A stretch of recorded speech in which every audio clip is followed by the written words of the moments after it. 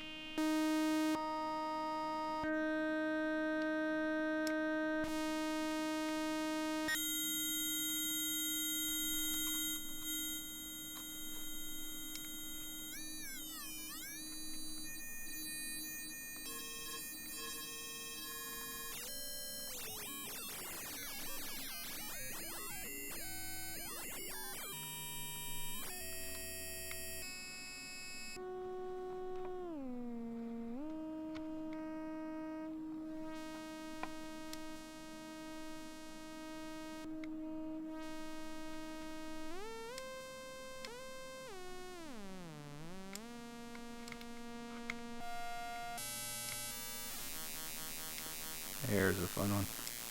As you can tell, I'm still learning how to use my own stuff. Yeah, let's stick with this. So this, and those of you who have been listening for a minute and around for a while might recognize that these are the algorithms that are in the Platts. It's not one for one, it doesn't have all of them, but what I tried to do was use what's available from the Daisy library and put them into kind of the same banks in the same order, so it'll at least be familiar. Definitely not one-to-one with Platts. But general idea is that you can control the frequency and the timbre, and the harmonics and the morph, all using a modifier and these two potentiometers. I wanted this to be, again, a clone of this so that you can use different firmware, but the clone of this, you can use different firmware. So I kept the same controls, which meant that I had to figure out a way to put 4 potentiometers on it, right? So you've got modifier switches and then the knobs.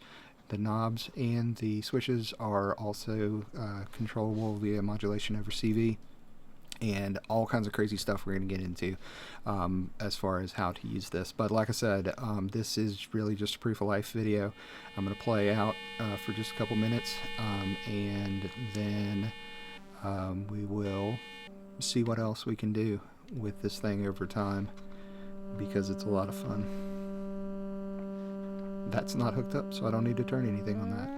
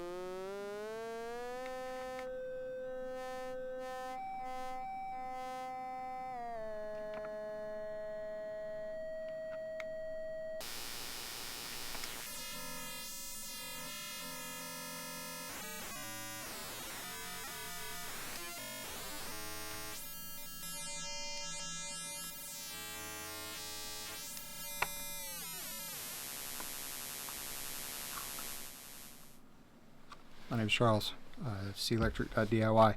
Y'all take care.